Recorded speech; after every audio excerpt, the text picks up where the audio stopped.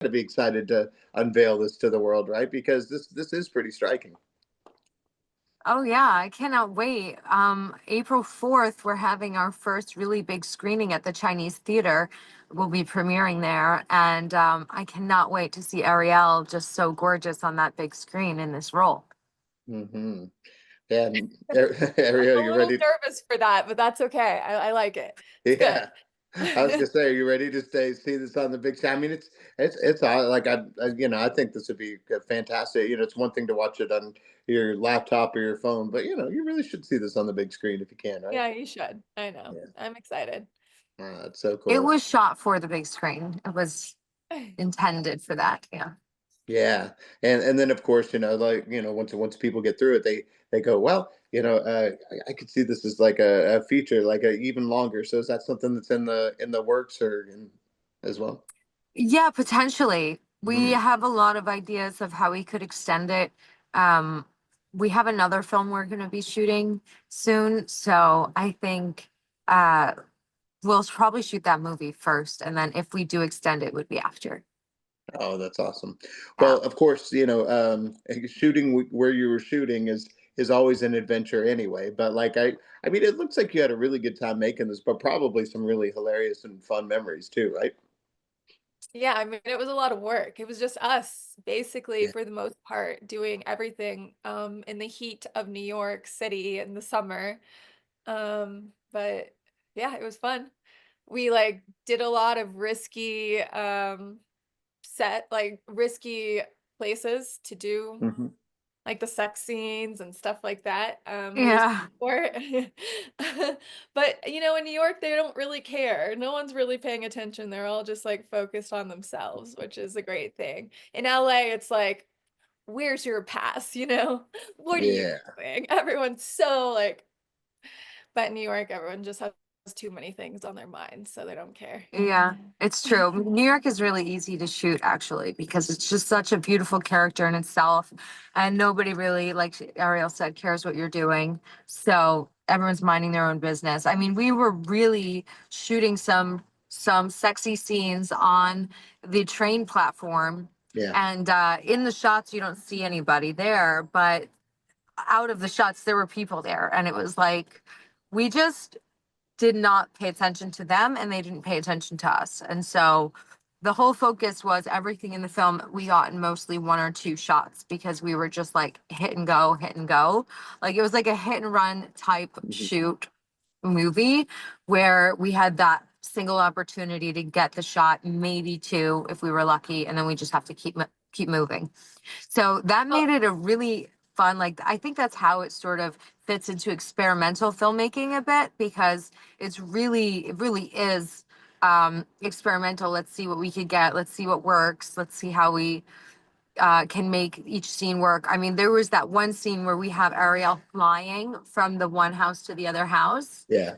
That was probably our most intricate setup and shoot that day because we were like rigging Ariel to the ceiling and flying yeah, we her. really didn't know what we were doing. We had like a lot of people throwing us ideas on how to get the shot done, but no one actually seemed to know what they were talking about either. It was just like this idea and then this idea, you got to do it like this. And we're like, we're just going to do it like we think we should do it. And we did it.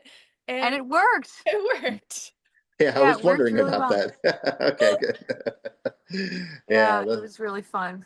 well, but that's part of it though, because New York is a character in itself, and I think this would have been a different a different film had it been in L.A. or anywhere else, really, or in Texas. Yeah. Absolutely. Yeah, Texas, Yeah. that would be way different.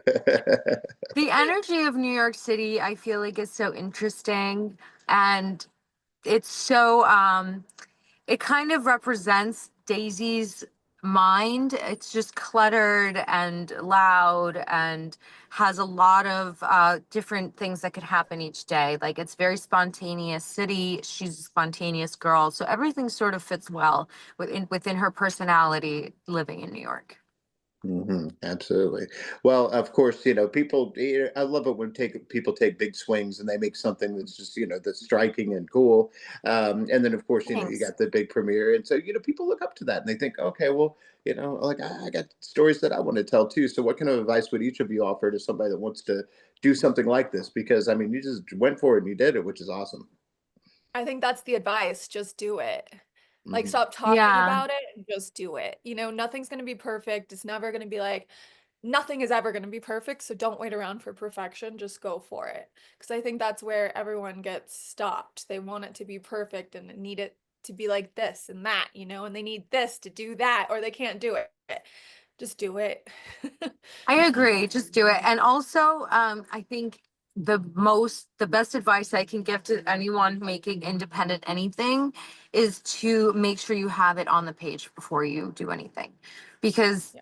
there is the just do it aspect, but if you don't have a good script, you could really be spending a lot of time shooting that stuff that's never going to be used. And when it's general, if you shoot a scene and it's general and there's no specific reason and intention behind it, it becomes boring and general, and the actor doesn't know where to go, what to do. It just falls apart. It has to be on the page.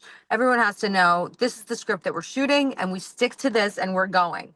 And Yeah. that is like, you can get it done if you know that your script is good, or if you think your script is good, or if you like it. Also, like, you should make movies for you rather than for audiences.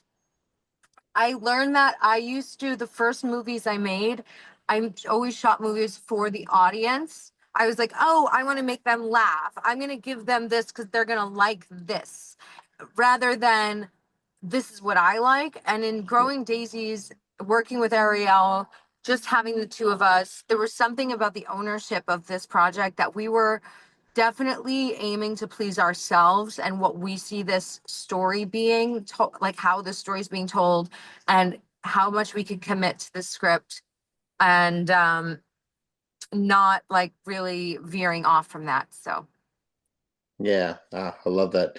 Well, and of course, you're like this. My co-host is Drew Pearson, one of our great Dallas Cowboys. Caught the Hail Mary, went in the Hall of Fame, and we talk about this on the show.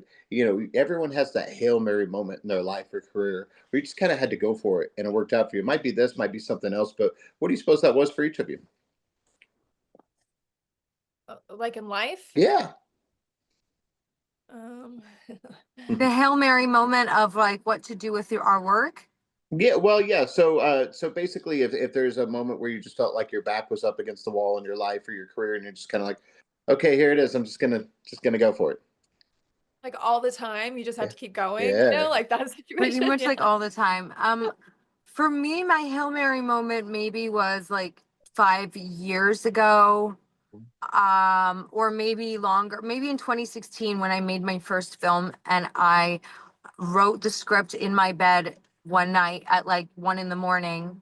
And then a few months later, I was screening that in front of an audience and they were laughing, and I was winning an award. And that bridge in my mind was like, holy moly, anything is possible.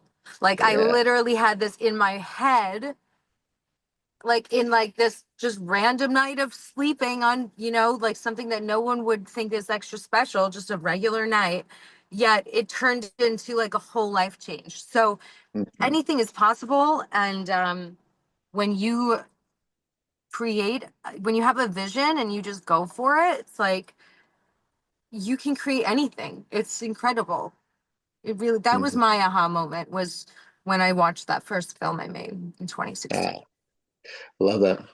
I think My mine's a little second aha darker. moment, sorry, Yeah, was Yeah. just when I met Arielle, Yes, I because love it. I really needed a muse. Because look, I started as an actor and Hmm. then I became a director. So I love acting, and I always wanted someone to shoot me in this way, right? I wanted the director to come in and create this image of me. So I wrote this script, apparently, for myself. And then all in 2016 as well. And then cut to 2023, and I meet Arielle in France, and we just really hit it off. And it just like, she was like, I really want to make something and get on camera and do a movie this year. And then it just hit me like a lightning bolt that that part that I wrote back in 2016 is this woman in front of me. And I'm like, Mm, oh my God, I haven't thought about this script in like 8 years. Let's read it. And then we pull it out, we read it, and like it was definitely an aha moment because then Arielle became sort of like my muse. Like I could yeah. create everything that I was envisioning for myself with her. And I don't need somebody to come in and direct it because I can direct it and create it with her. So it's like the vision came to life just different than I would have ever expected from the beginning. Yeah, Oh, Alessandra's definitely been a godsend. Like it was totally meant to be. I was looking for someone out there, and then there she was. mm, Um, and Cannes, of course, right? yeah. And I was like, I went to Cannes that year by myself. Mm. And I like went on this boat by myself, but then our friend was like, "You guys got to meet," and then we met, and then we ended up in Monaco. It was great. It was a great first experience meeting, and I was like, "This is the one," you know. But Oh yeah. We got lost in Monaco because it's like crazy in the mountains there. And we were Mhm. trying to get back to our boat. So we were like running uphill thinking it's gonna make us go up and down. And we just keep going up and up. And then we get to the where the boat's supposed to be, and it's this huge cliff. And the boat's like this big, like down below. We're like, okay, I think this is not the location. So then we're trying to Oh, get back and we had to hitchhike. our So phones Arielle and I died. are oh hitchhiking no. because our Yeah, phones our are phones dying. died. No, they're dead.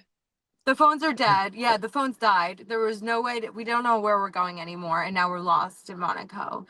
These two men, old men, had to pick us up. They're like, they're like speaking not English. We're like, down, Portuguese or down. We something. see it where we had to go, and they're like, and they took us. I was like, this is not safe, but we made it. You know, So shooting luckily in New York City Monaco's is, pretty safe. It's Yeah, not yeah. an, if it luckily. was somewhere else, I don't think that would be the same. Right, right, right. Well, shooting in New York City is nothing after that. Exactly. Oh, that's great. Well, Aria, what do you suppose your moment was like that? I don't think it was ever like a aha moment. Hmm. I a couple years ago, I decided to quit Hmm. because I was upset and like just I was just upset with everything that was happening. So I quit. I made a big to-do about it. It was like Christmas, told my family I was quitting. It was more of like a dramatic, scene for everyone. Like I told everyone, I'm done. Like, and then I was like, I don't know what I'm gonna do, but I'm done, and it was more fun just saying that. And then, Christmas ended, everyone was gone and I had no one else to tell. And I was like, who? I was like, what am I gonna do? Like, what the hell am I going to do with my life? Like, there's nothing else I want to do. So anyways, I was like, okay, I'm back, and then I guess that was just like a moment that it's like, I'm never going anywhere no matter what, if that makes sense. Like, that's my aha moment. I'm not going anywhere. Yeah. That's Uh, that. Like, I'm never like, and now I'm not like mad at anything. You can get so angry at the industry or like things that don't work out. And now I'm not like that. So I guess that was a good aha moment. You got to make things happen. Yeah. Well, we talk about that on the show a lot, that success mindset that you have to have, whether or not you're feeling it or not. And as creative types, we're hard on ourselves. We just are. And so, what is it that each of you tell yourself that kind of keeps you on the right path, even when it's tough or the shoots are tough or, it's hot in New York and you're frustrated? Like, what do you tell yourself that keeps you I on that don't right path? I don't think I get mad anymore because if I see someone doing great, I know that's amazing. You see people doing great, that's good for you Mm, because you're watching someone do amazing. Like there's no jealousy, there's nothing there anymore. And yes, sometimes you like don't get the part, but that's okay. There's always something better coming. That's how I have to think, and that's how I think. yeah, that's great. But he means like working on set, shooting in New Oh, York well, no, City. just in general. Yeah. I mean, that works as well. But yeah, I Oh, just like, I we want to, just, but I want like, to hear what oh, I'm yeah, curious to yeah. hear her answer. Let's hear How do you get through it. when it gets really hard when we're shooting in the city and we're like having a really long day and we have all these shots to go? Like, what do you put in your mind to keep going? I mean, you're doing what you came here to do in life, right? Like you're playing. So like, yeah, playing isn't always easy. You gotta, build and you tear it down and stuff, but you're still playing. Like if you're gonna complain about that, then when you actually get to do it, because that's all we're trying to do our whole life is to be on set, why would you complain about being on set when you're there? Doesn't make any sense to me. So yes, it can be hard and we can like be like, oh, it's so hot and heavy and blah, blah, blah. But like, who cares? Like Yeah. Yeah, you get home and you are the happiest person ever. Like there is so much energy that it gives you. You might be like exhausted from the 4 flights of stairs that we have to climb all the time, but it's still like it gives you energy at the end of the day. Like there is no better feeling than being on set for I me. agree. I Yeah. think when Arielle and I were shooting, and also whenever I'm shooting too, um, the energy is there. It doesn't go away. It's very like you get adrenaline and you get high off of the moments because every moment is like so magical and like things are happening and you're discovering things and you're like, and it's just so exciting. The day flies by. So personally, I don't know if we've ever had to push through anything. It's Yeah. always like, holy moly, the day's done already. Like we've got it. Yeah. And luckily we're like very efficient and always end on time. Like Good. I even love the that. day I got like hives, like we had to push Yeah. through. Oh, Like we wow. did it.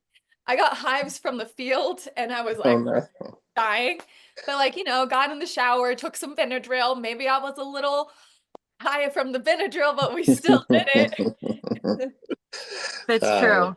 that's so great. Well, there's so much going on, with this one, and so much being said, and that of course, it's for entertainment as well. But like, what are you hoping that people will think about or talk about after seeing this one? Because it's really interesting. I'll let I'm just Ella. hoping that it's a journey for them and a journey of self-discovery or discovery of healing of anybody that they know that's this type of person that struggles with um, the types of struggles that Daisy is dealing with.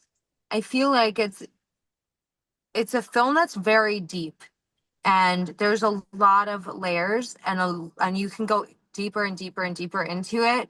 The more you dissect it, the more you watch it. I just would love personally for people to be curious and inspired and know that they can make stories too that are, personal and risky and it's possible and it's fun and like it's empowering. So I would like people to feel that way. Yeah. Well said. Well, and last thing, of course, we want everybody to see this. So tell everybody where they could see it. Our LA friends, we got to tell them about the premiere, but also, when the rest of the world can see it too. Oh, we don't know when the rest of the world can see it yet Well, then because we're still going. you got to come to LA Yeah, you then. have to come to LA next Friday, Hmm. April 4th. Yes. We are block 14 and it starts at 8:50. Great. Yes, at the Beverly Hills Film Festival at the Chinese Theater, Yes. um, Chinese Six Theater. Yeah, 8:50, April 4th. That's us. And then we'll be doing the whole festival circuit for the Great. rest of the year. And hopefully we sell the movie by the end of the year and we can do another show with you to tell everyone where to stream. Absolutely. I love that. Well, congratulations on doing this. Like I said, we love it when people take a big swing, and I know everyone's going to enjoy seeing it on the big screen. And I look forward to following along the progress and talking to you guys again very, very soon.